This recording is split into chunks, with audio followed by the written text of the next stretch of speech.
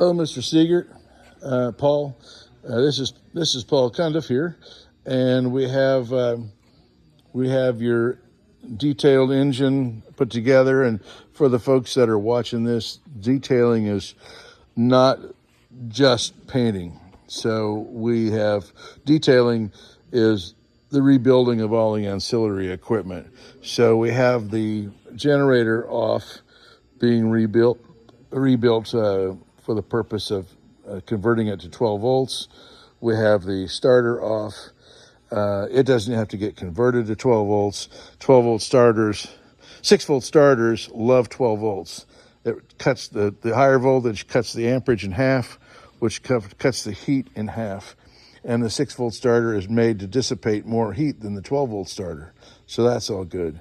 We have to rebuild the distributor and do a tune-up on the distributor still. And then you also see we need to get into the water pump. We'll remove that, clean that up, and then we'll do a major or minor rebuild. The minor rebuild is just replacing the impeller, and this one has a single impeller. And then right here there's a bushing in here. We may have to replace this graphite bushing. There's a bearing on this side and a seal on this side. We may have to replace those. That ends up, if we replace the bushings and bearings, that ends up making it a major rebuild. But that just comes off and we take care of that. So also we've got a couple of hoses, a few hoses to replace.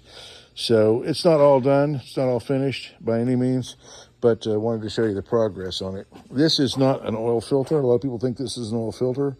This is an oil cooler.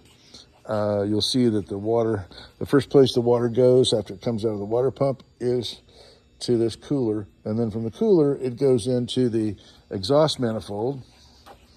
And then from the exhaust manifold, there are holes that puts water into the block.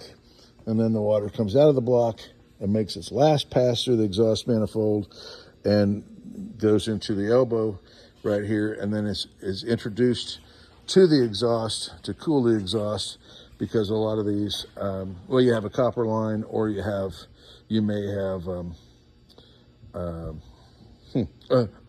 hose. You may have a combination of both. The older the boat is, the more likely it is to have just a copper line going from here to out the transom of the boat. On the more modern engines, you ended up with, or maybe something that's been modified over the years because the copper line got destroyed somehow. You have just on the 283s, you have an elbow, you have a hose, and then you have two short pieces of copper coming out the transom of the boat. Anyhow, a lot of extra information in that for anybody else that's watching. And of course, if you are watching, please like and subscribe, and we'll talk to you soon. Thank you.